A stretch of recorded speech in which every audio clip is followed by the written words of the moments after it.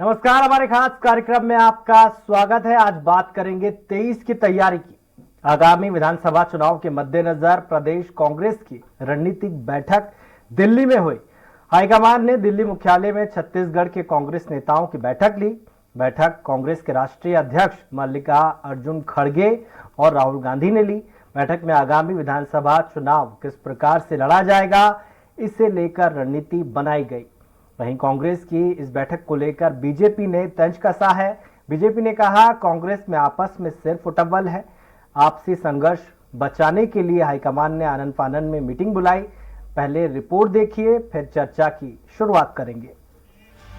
आगामी विधानसभा चुनाव के मद्देनजर प्रदेश कांग्रेस की रणनीतिक बैठक दिल्ली में हुई। हाईकमान ने दिल्ली मुख्यालय में छत्तीसगढ़ के कांग्रेस नेताओं की बैठक ली।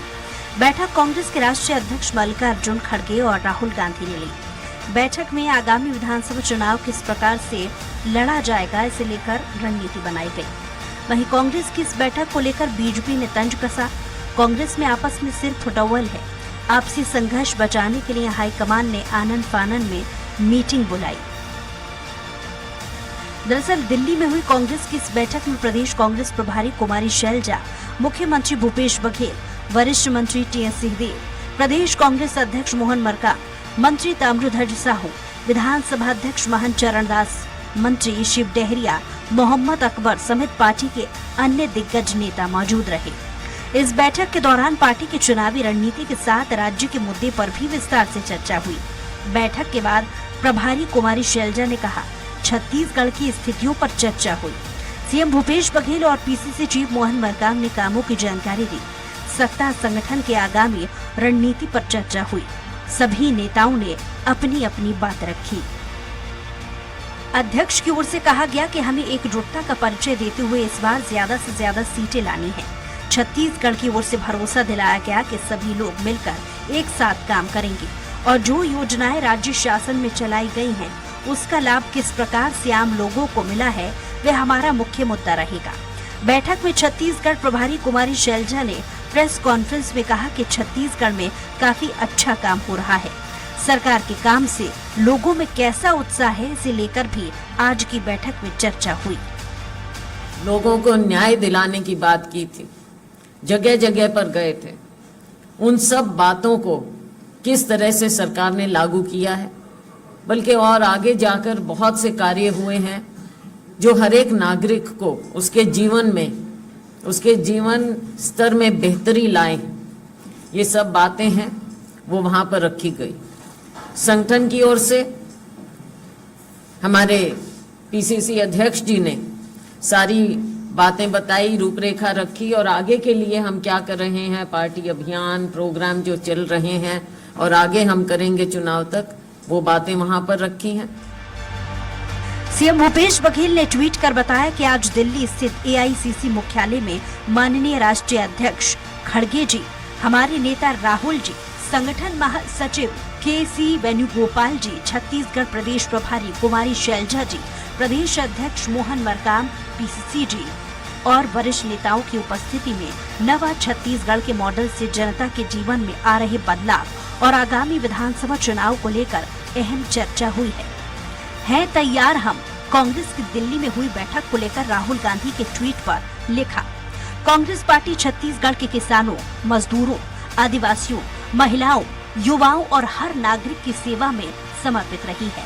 आज कांग्रेस अध्यक्ष मल्लिकार्जुन खड़गे जी के नेतृत्व में छत्तीसगढ़ कांग्रेस के नेताओं के साथ बैठक हुई। छत्तीसगढ़ में कांग्रेस फिर से सरकार बनाएगी।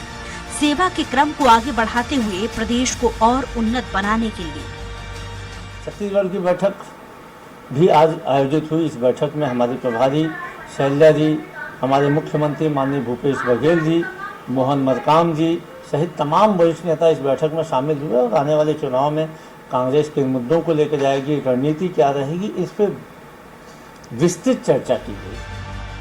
पूर्व मुख्यमंत्री डॉक्टर रमन सिंह ने दिल्ली में हुई कांग्रेस की बैठक पर तंज कसते हुए कहा कि कांग्रेस अब हड़बड़ी में है, आपस में सिर्फ उटव्वल है। विरोध इतना है कि प्रदेश अध्यक्ष नियुक्ति जारी करते हैं, फिर प्रभारी रद्द कर देते हैं। कांग्रेस के अंदर संघर्ष देखने मिल रहा है। दोनों काम कर रहे हैं कि नहीं, ये नहीं मालूम है। संघर्ष से बचाने के लिए आनन फानन में मीटिंग बुलाई गई। अब हड़बड़ी में है कांग्रेस, आपस में फेर फुटौल इतना हो रहा है, विवाद इतना है, विरोध इतना है। एक सूची कोई प्रभारी जारी करती है, दूसरा प्रभारी प्रदेश अध्यक्ष जारी करता है, दोनों काम कर रहे हैं कि दोनों काम नहीं कर रहे हैं ये नहीं मालूम है। तो कांग्रेस के अंदर जो आज संघर्ष दिख रहा है, उस संघर्ष को बचाने के लिए उन्होंने आनन फानन मीटिंग बुलाई। बहरहाल विधानसभा चुनाव को लेकर बीजेपी, कांग्रेस सहित तमाम राजनीतिक दल जुट गए हैं। कांग्रेस की बड़ी बैठक के बाद अब बीजेपी में भी किसी बड़ी रणनीति बैठक की बात कही जा रही है। अब तक बीजेपी में कांग्रेस की तरह कोई बड़ी रणनीति की बैठक नहीं हो पाई है। अब देखना दिलचस्प होगा कि कांग्रेस की ये रणनीति चुनाव में कितना कारगर रहती है। स्वराज एक्सप्रेस के लिए रायपुर से दिलीप साहू की रिपोर्ट। तो इस मसले पर चर्चा के लिए हमारे साथ खास मेहमान मौजूद हैं। सत्यप्रकाश सिंह जी हमारे साथ हैं, कांग्रेस नेता हमारे साथ हैं राजीव चक्रवर्ती जी, बीजेपी नेता हमारे साथ हैं वरिष्ठ पत्रकार अनिरुद्ध दुबे जी। आप तीनों मेहमानों का बहुत बहुत स्वागत है। मेरा पहला सवाल सत्यप्रकाश जी आपसे है। आपकी पार्टी तैयारी कर रही है, 68 सीटें आपकी पार्टी ने जीती थी, लेकिन बीजेपी कह रही है कि आपकी पार्टी में सिर फुटबल है, कोऑर्डिनेशन की कमी है। देखिए वीरेंद्र जी, सबसे बड़ी बात मैं बोलूंगा, मुद्दा विहीन छत्तीसगढ़ में कैसे भाजपा है वो इसका उदाहरण है। सामने आपको प्रमाण है, ये मुद्दा विहीन राजनीति कैसे कर रहे हैं। देखिए हम विपक्षी दल है, इनके विपक्षी दल में क्या चल रहा है उसमें इनको ज्यादा इंपॉर्टेंस दिख रहा है, जबकि इनको जनहित के मुद्दे नहीं मिल रहे। यही ये दिखाता है इनके पास मुद्दे नहीं है, जनहित के मुद्दे नहीं है कि जनता के बीच में जाके क्या उठाए। मैं तो वो तो 4 साल ये विपक्ष में रहे, विपक्ष का धर्म तो इन्होंने अपनाया नहीं। अब जब चुनाव नजदीक है तो ये एसी रूम से निकले हैं और इनको मालूम है कि 4 साल हमने काम किया नहीं है, अब जनता के बीच में जाएंगे तो क्या लेके जाएंगे। तो इसीलिए अब ये हमारे जो विपक्षी दल के नाते हम जो है, हमारे अंदर क्या चल रहा है वो लेके जा रहे हैं। मैं तो बोलता हूं ये पूरी बिना इस मुद्दे की बारात ले घूम रहे हैं। इनके दूल्हे कौन से इनको खुद नहीं मालूम है। पहले अपने घर तो देख ले। देखिए बैठे बैठे ये 4 साल कुछ किए तो टीवी से खूब देखे, जिसकी वजह से अपने घर में आग लगी वो नहीं दिख रहा है, और दूसरे घर में क्या चल रही है जरूर दिख रहा है। इनके यहाँ देखे तो अब रमन सिंह जी हो गए, ब्रिजमोहन जी हो गए, राजेश मुणा जी हो गए, अरुण साहु जी हो गए, ये खुद अलग अलग बारात ले घूम रहे हैं और बोलते कि हम दूल्हा हैं, मगर वहां पे दूल्हा कौन है ये अभी तक नहीं पता चल रहा है। क्योंकि इनका जो केंद्रीय नेतृत्व है वो जानता है कि अगर एक को दूल्हा घोषित कर दिया तो बाकी जो दूल्हे वो फूफा जी बन जाएंगे। तो वहां पे भी वहां अपनी समस्या देख लें। हमारे यहाँ सब कुछ सामान्य है, और आज जो कुमारी सैलजा जी ने प्रेस कॉन्फ्रेंस किया उसका जो बताया, बयान दिया, उसका दिख रहा है कि सब चीज सामान्य है। देखिए हम कांग्रेस पार्टी पुरानी पार्टी है, एक परिवार है, परिवार में छोटी बहुत अनबन होती रहती है, उसको सुलटा लिया गया। और सबसे बड़ा जो बैठक है, बैठक चुनाव को तहत ली गई है। बैठक जो कैसे चुनाव में जाना है, रणनीति क्या रहनी चाहिए, विधानसभा चुनाव है, लोकसभा चुनाव है, और तारीख तो पहले भी तय थी, पहले किसी कारण स्थगित हो गई थी। उससे पहले राजस्थान के नेताओं के साथ मीटिंग हुई है, एमपी के नेताओं के साथ मीटिंग हुई है, मणिपुर के नेताओं के साथ हो गई, तेलंगाना के नेताओं के साथ हो गई। तो इसमें नई बात कौन सी है, मेरे को यह समझ नहीं आ रहा। बिना मुद्दे की वजह से ये नई बात बीजेपी चाह रही, नई बात बनाना, मगर उनके पास मुद्दे नहीं है, इसकी वजह से ये हालात है। हमारी तैयारी पूरी, जो चुनाव की तैयारी वो पूरी हो चुकी है, आगे की रणनीति की बैठक हुई है। मैं सबसे बड़ी बात आपको चैनल के माध्यम से बोलूंगा कि इनके जो सबसे बड़े चेहरा है मोदी जी, वो कितनी बार यहाँ आए हैं छत्तीसगढ़ में, पिछले 4-4.5 में कितनी बार आए हैं। देखिए इनका केंद्रीय नेतृत्व कैसे इनसे दूर भाग रहा है सबके सामने है। एमपी में पिछले 6 महीने में 4 बार चले गए हैं, राजस्थान में पिछले 6 महीने में 3 बार चले गए, मगर छत्तीसगढ़ की मैं बात करूं तो वो कितनी बार आए राजीव चक्रवर्ती भैया खुद बता देंगे। तो ये दिख रहा है केंद्रीय नेतृत्व इनसे खुद दूर भाग रहा है। पहले अपने यहाँ का घर संभाले, अपने यहाँ के लोगों को संभाले। हमारी पार्टी भी मजबूत है, हमारी पार्टी उसी तरह चुनाव में जा रही है। ठीक है राजीव जी, आपके पास मुद्दे नहीं है, मुद्दा विहीन हो गई है आपकी पार्टी, ये कहना है कांग्रेस का, और साथ में वो कह रहे हैं कि दूसरों के घरों में झांकना अच्छी बात नहीं है, आप अपना घर संभालिए। नहीं, दूसरों के घरों में हम नहीं झांकते हैं, लेकिन डी शिव कुमार कहते हैं, जो कांग्रेस के अभी अभी उप मुख्यमंत्री बने हैं, कि मैं छत्तीसगढ़ में जिस प्रकार बाबा के साथ धोखा हुआ, तो मैं वो धोखा नहीं चाहता, मैं उप मुख्यमंत्री बने रहना चाहता हूं। और ये बात दूसरे भी जो कांग्रेस के बड़े लीडरान हैं वो एक उदाहरण पेश करते हैं कि छत्तीसगढ़ में टीएस बाबा के साथ छल हुआ। टीए और जो विधानसभा अध्यक्ष जी है वो भी कई बार गाहे बगाहे कहते हैं कि मेरा इस राजनीति में 4.5 साल में राजनीति से मोहभंग हो गया है, अब मैं राज्यसभा जाना चाहता हूं। और यही दिल्ली के में एक परेड हुई थी जिसमें परम आदरणीय भूपेश बघेल जी परेड करवाए विधायकों की। उसके बाद टीएस बाबा के समर्थक ने दिल्ली में प्रदर्शन किया कि छत्तीसगढ़ डोल रहा है, बाबा बाबा बोल रहा है। खैर छोड़िए, वो इनकी घर की बात है।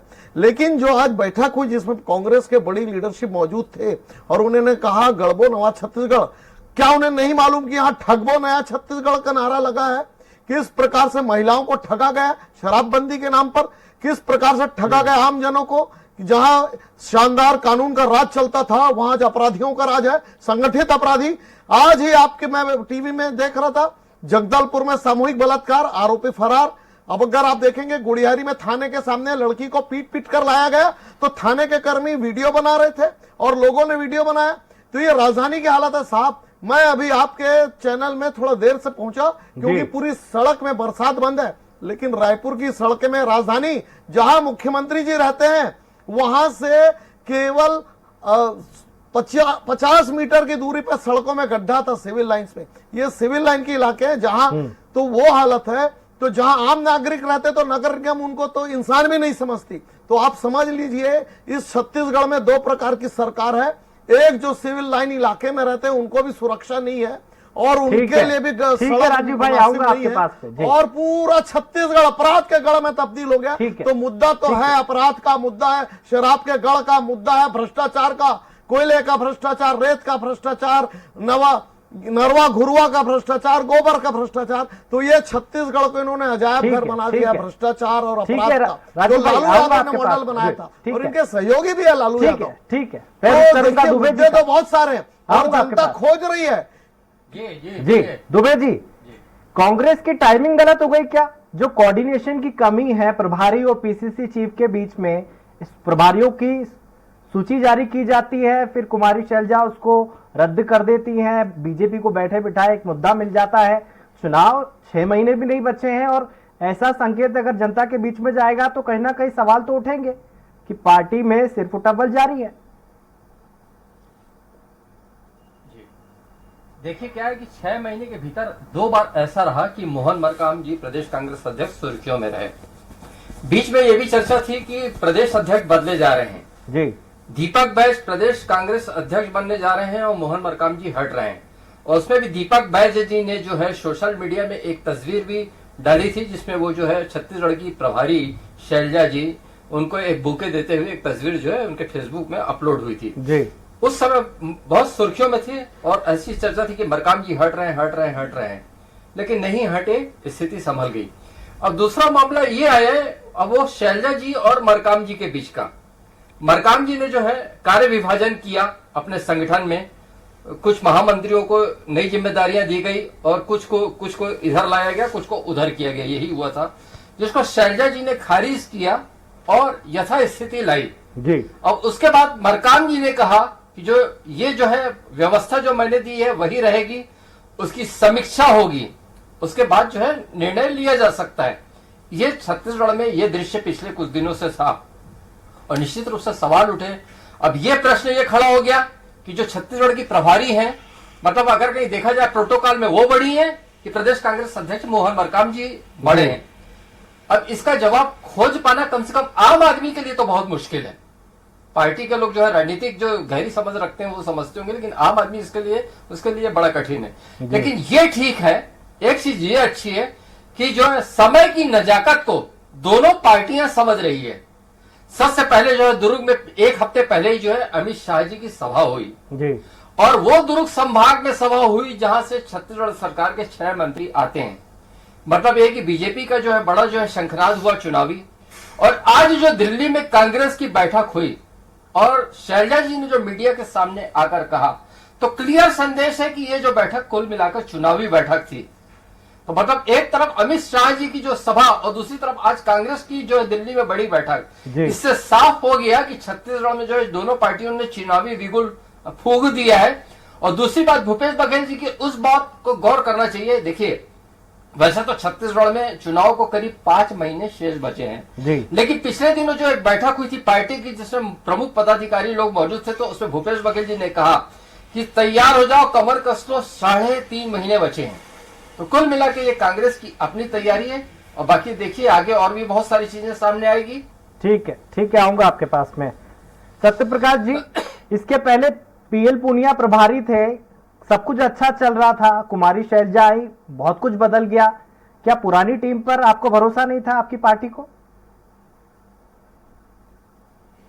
देखिए वीरेंद्र जी, सबसे बड़ी बात शैलजा जी आई है, उनका जो अनुभव है वो पार्टी को मिल रहा है। वो भी एक केंद्र में नेता रह चुकी है, मंत्री रह चुकी है, तो उनका अनुभव उनको मिल रहा है। देखिए पुरानी टीम ही है। अब एक बात मैं बोलूंगा, सत्ता संगठन का तालमेल क्या है? सत्ता संगठन के तालमेल की वजह से हमने उपचुनाव जीता है। मोहन मरकाम जी ने अपना कार्यकाल पूरा किया है। जितने उपचुनाव हुए, नगर पालिका उपचुनाव हुए, नगर पंचायत चुनाव है, वो किसने जीते ज्यादा?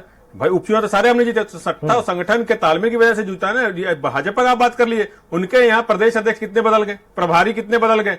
अब प्रदेश अध्यक्ष अरुण साहू जी अगर रात में सोते हो तो सुबह वो प्रदेश अध्यक्ष रहेंगे कि नहीं रहेंगे, उनको ये खबर नहीं रहती होगी। तो उनके आगे नेता प्रतिपक्ष बदल दिए, तो उनके हालात क्या बताइए ना। जनता का प्यार, जनता का समर्थन लेने के लिए उन्होंने इतना कुछ कर लिया, मगर उसके बाद भी इनको मालूम है वहां पे कुछ नहीं होने वाला है। हमारे प्रदेश अध्यक्ष जी ने, उनके नेतृत्व में हमने उपचुनाव जीते हैं, नगर पालिका नगर परिषद जीते हैं, उनका कार्यकाल पूरा हुआ है। तो हमारे यहाँ सब कुछ सामान्य है भाई। एक मैं बार बार बोल रहा हूँ, ये बैठक जो हुई है एक सामान्य सी बैठक है। चुनाव को देखते हुए, चुनाव को तैयारी के लिए बैठक की गई है। केंद्रीय नेतृत्व जो है वो प्रदेश के नेतृत्व से एक तालमेल करके आगे रणनीति बनाने की कोशिश की जा रही है। रणनीति कैसी रहनी चाहिए विधानसभा चुनाव को लेकर, लोकसभा चुनाव को लेकर। तो इसमें बड़ी बात क्या है? बड़ी बात यह है कि बीजेपी बस इसमें खोज रही कि इसमें कुछ निकले, क्योंकि इनके पास मुद्दे नहीं है। और मैं थोड़ा सा चक्रवर्ती भैया के जवाब देना चाहूंगा। ये बात कर रहे थे हमारी सरकार की, अरे 15 साल का थोड़ा याद कर लीजिए। मैं अभी 1 महीने पहले एनसीआरबी का डाटा जारी हुआ है, जिसके तहत 60% अपराध कम हुए हैं। और जो महिला अपराध की बात करूंगा, उस समय 12वें नंबर पे था छत्तीसगढ़, आज 5वें नंबर पे है। और उसके बाद भी महिला छेड़छाड़ की मैं बात करूंगा, उसमें 60% अपराध रजिस्टर्ड होते थे, और आज जो है वो कम से कम 40% रजिस्टर्ड हो रहे हैं। तो इसका मतलब अपराध कम हुआ है। तो ये सब एनसीआरबी डाटा मैं बता रहा हूं, अमित शाह के डिपार्टमेंट से जारी हुआ है, ये मेरा या सरकार का डाटा नहीं है। तो ये, और दूसरी बात, एक बहुत बड़ी बात बोलूंगा, अमित शाह जी जब आए थे कुछ दिन पहले जगदलपुर, उन्होंने भी बोला कि अब नक्सली घटना कम हो रही है। तो ये दिखा रहा है साहब कि एनसीआरबी का डाटा हो या होम मिनिस्ट्री हो, होम डिपार्टमेंट, वो खुद बता रहा है कि छत्तीसगढ़ में घटनाएं कम हो रही है। तो या तो ये अमित शाह झूठ बोल रहे हैं या उनका डिपार्टमेंट झूठ बोल रहा है। ये चक्रवर्ती भैया ज्यादा बेहतर बता पाएंगे। तो यहाँ पे सब चीज सामान्य है। और एक और बात मैं बोलूंगा, रमन सिंह जी मुख्यमंत्री रहते हुए उन्होंने बोला था कमीशन खाना छोड़ दीजिए, हमारी सरकार आ जाएगी। तो ये दिख रहा है कमीशन खोरी और वहां पे को दे रहे हैं। अमित शाह तो कह रहे हैं कि सेंट्रल फोर्स की वजह से नक्सली घटना कम हुई है। अच्छा एक बात बताइए वीरेंद्र जी, सेंट्रल फोर्सेस के मैं उनकी गौरव की, उनके बहादुरी की मैं उसकी कमी नहीं बोल रहा हूं, मगर सेंट्रल फोर्स अगर यहां आ रही है तो किसके साथ तालमेल करेगी? यहाँ की जो राज्य की पुलिस है उसके साथ तालमेल बैठाएगी नहीं बैठाएगी, या वो अकेले काम करेगी? ये बता दीजिए। बस्तर में हो या जहां नक्सली प्रभावित जो क्षेत्र है, वहां पे जो सेंट्रल फोर्सेस अकेले काम करेगी क्या? वहां की राज्य पुलिस, जो स्थानीय पुलिस है, उसके साथ भी काम करेगी। तो दोनों बल जो है साथ मिलकर काम करती है। और एक इसमें आपने अच्छा बात बोला, जो सेंट्रल फोर्सेज यहां आ रही है उसका 11,000 करोड़ राज्य सरकार से एक पैसा ले लिया इन्होंने। भाई उनको तो बल्कि यहां पे देना चाहिए वापिस। और सबसे बढ़िया, माफ नहीं किया जा रहा है। पूर्वोत्तर के राज्यों में उस पैसे को माफ किया जा रहा है, मगर छत्तीसगढ़ जो ये कहते हैं कि हमको आदिवासी से प्यार है, हमने आदिवासी के लिए बहुत कुछ किया है, तो भाई उन्हीं की सुरक्षा के लिए जो तैनात कर रहे हो आप बल, उन्हीं के लिए पैसा भी ले रहे हो। 11,000 करोड़ रुपए ले लिया, अपने समय 300 स्कूल बंद कर दिए। ये इनके बड़ी बात है। अरे एक रुपए लिया केंद्र सरकार ने, 11,000 करोड़ रुपए लिया है। आपकी सरकार ने बोला है, आपकी सरकार ने लिया है, मैं वही बता रहा हूं। अरे राजू भाई, ठीक है, इस पर जवाब ले लेते हैं। राजू भाई 15 साल आपकी सरकार रही, एक व्यक्ति मुख्यमंत्री रहा रमन सिंह, वो नजर ही नहीं आता है कहीं भी। रमन सिंह को आपकी पार्टी का चेहरा होना चाहिए, लेकिन आपने सबसे पीछे कर रखा है। वो क्या बात कर रहे हैं अभी? अरे भाई साहब, अब क्या बोलते हैं? अभी लगातार मैं 9 कार्यक्रम करके आ रहा हूं पिछले 9 दिनों में। हर कार्यक्रम में उपस्थित रहते हैं, उनकी उपस्थिति में जोश जज्बात भर जाता है। आप दिखाते नहीं, ऐसी क्या बात है? अच्छा दूसरी बात, और राजू भाई सीएम पेज डिक्लेयर कीजिए ना मेरा। अगर इतना भरोसा आपको डॉक्टर रमन सिंह पे है, हम क्यों करेंगे? अरे हमारे भाई, मुझे बोलने दो यार। उनकी बात बोल रहा हूँ। अच्छा, आपने 2018 में पूछा था क्या कांग्रेस? आप जब उनका चेहरा सामने नहीं कर रहे हैं, 15 पीठ थपथपा रहे, आपने ये किया वो किया, मगर महोदय आप ये बताइए, लेके आ रहे हैं 2018 भाई सुनो ना, मैं चुपचाप सुना, बेवकूफ नहीं हूं, मुझे बोलने दीजिए। मुझसे पूछा गया 2018 में कांग्रेस का कौन फेस था भैया? कोई फेस नहीं था। 2003 में हमारा कोई फेस था क्या भैया? कोई नहीं था। रमेश भाई जी थे, रमन सिंह जी थे, तो हमने बनाया ना। तो ये कोई मापदंड नहीं है कि मेरे पार्टी का आप क्या बोलोगे? राजू भाई 15 साल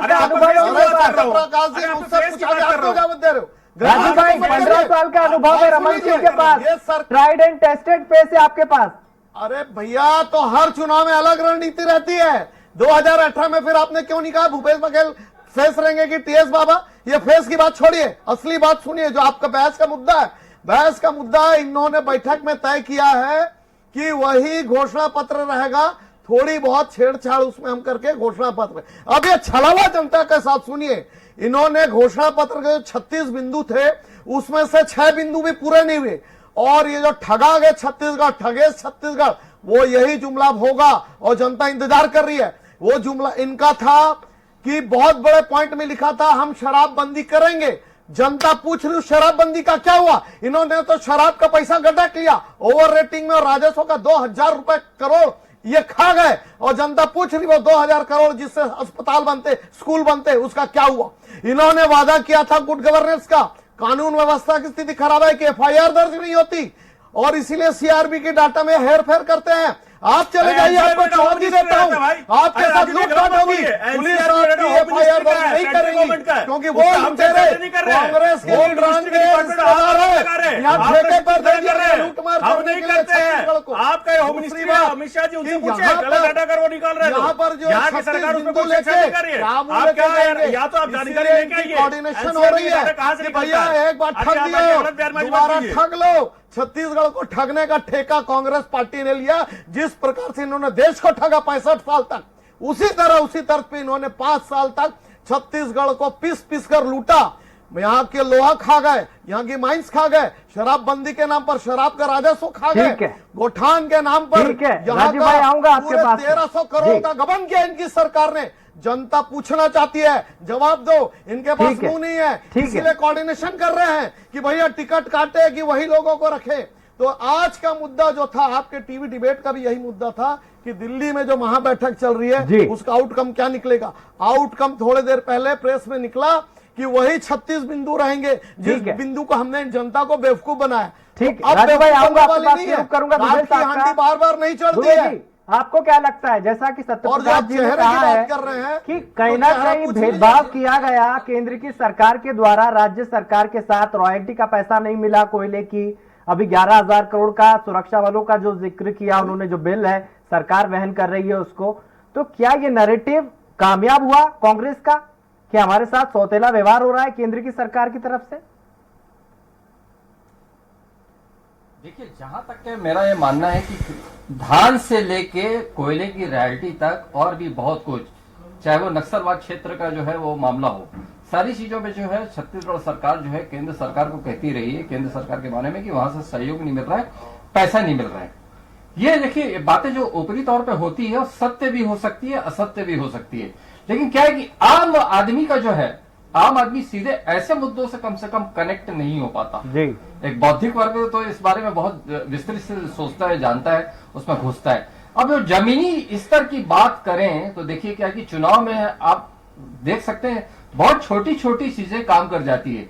जैसे कर्ज माफी का मुद्दा 2018 में कांग्रेस का था, वो काम कर गया, और अब ये जो है मुद्दे, जिन मुद्दे को लेकर भारतीय जनता पार्टी आगे बढ़ रही है और कांग्रेस आगे बढ़ रही है, अब देखिए क्या कि सोचने का अब वक्त नहीं रह गया है। तो जहां तक के भारतीय जनता पार्टी को लेकर अभी ज्यादा कुछ कहा जा सकता है वो इस तरीके से कहा जा सकता है कि जहां तक के एक बैठकों का दौर तो इनको खूब चला। अब क्या है कि जो जमीनी स्तर पर जो है ना दिखने की जरूरत है, तो अभी इनके पास बहुत सुनहरा मौका है। मानसून सत्र, विधानसभा का मानसून सत्र 18 जुलाई से शुरू हो रहा है, जो 21 तारीख तक चलेगा, 4 दिवसीय मानसून सत्र। तो अभी भारतीय जनता पार्टी के पास सदन से लेकर सड़क तक अपने जो है तेवर दिखाने के बहुत मौके हैं।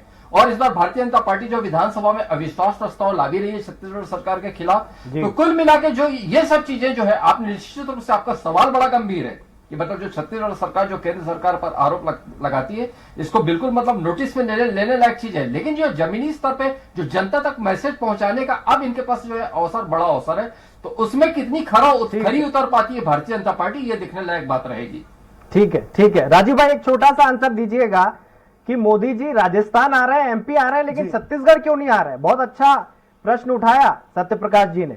अरे अरे अरे भाई साहब सुनिए, मोदी जी देश के प्रधानमंत्री हैं, भाग रहे हैं और देश के प्रधानमंत्री अभी अमेरिका यात्रा करके आए, इसके बाद यूके यात्रा करके आए। तो भैया छत्तीसगढ़ मध्य प्रदेश की चुनावी फिजा एक सी है, कोई छत्तीसगढ़ देश से अलग नहीं होगा, और छत्तीसगढ़ के वो प्रभारी रह चुके हैं। छत्तीसगढ़ के देश से बाहर है, भारत से बाहर है। अरे मेरे से पूछ रहे हैं, आपसे पूछ रहे हैं। अरे प्रदेश के नेताओं ने क्या किया? अभी अंतिम प्रदेश के नेताओं ने क्या किया उनको भी मालूम है, छत्तीसगढ़ के नेताओं को मालूम है ताबूत में अगर वो उनके कांग्रेस सरकार की ताबूत में आखिरी खिला गाड़ने मोदी जी आएंगे। अरे आखिरी खिला आपके आपके चैनल चौके में पे बोल लग रहा चुका हूं, था। इनकी तभी आप चौके पे सरकार हैं। का अंतिम समय आ चुका है हमारे और साथ अंतिम बनने खिला वाली लेने है। मोदी जी हमने आएंगे। जो काम किया उसकी वजह से आने वाली है खिले हम सरकार। लगा चुके चिंता हैं। मत कीजिए। मोदी ठीक जी है। आखिरी खिला ठोकने आएंगे छत्तीसगढ़ सरकार की शव में, क्योंकि सरकार ने बेइंतहा लोगों के साथ अत्याचार कर रही है, महिलाओं के साथ अत्याचार, छोटे बच्चे सत्यप्रकाश जी, जनता आपको क्यों वोट दे? 2023 में क्यों वोट दे, ये बताइए। बर्खास्त कर दिए, बड़े सत्यप्रकाश आरोप तक ये बलात्कार का गढ़ बना दिया अरे इन्होंने। विशेष जी, अपराध सबसे बड़ी का बात गढ़ बना दिया। इनके समय में तो बाहर देखिए, बोल रहा हूँ, रघुमान सिंह के मुख्यमंत्री रहते हुए बोलते कमीशन खाना छोड़ दीजिए, शराबबंदी का वादा इन्होंने भी किया था। ठीक है, अरे झूठ ठीक नहीं है, बोलते समय रहे। का रघुमान सिंह के अभाव बोला है, था भले चर्चा चुनाव को आ जाओ, यहीं शराबबंदी विराम करूंगा। आपका इनके समय बहुत बहुत अरे, शुक्रिया कांग्रेस से हमारे साथ से सत्यप्रकाश सिंह जी, आपका बहुत बहुत शुक्रिया। राजीव भाई, चर्चा में जुड़ने के लिए आपका बहुत बहुत शुक्रिया। दुबे साहब, आपका बहुत बहुत शुक्रिया। तीनों मेहमानों को एक बार फिर से मैं दिल से शुक्रिया करता हूं। 23 की तैयारी, दिल्ली में बैठक, कांग्रेस की ओर से बैठक की गई जिसमें तय किया गया है कि मिलकर 7 चुनाव लड़ना है। वहीं बीजेपी कह रही है कि पार्टी में आपस में सिर्फ उटब्बल है, जिसकी वजह से आनन फानन में बैठक बुलाई गई। खैर, चर्चा में आज के लिए इतना ही। आप देखते रहिए स्वराज एक्सप्रेस। नमस्कार।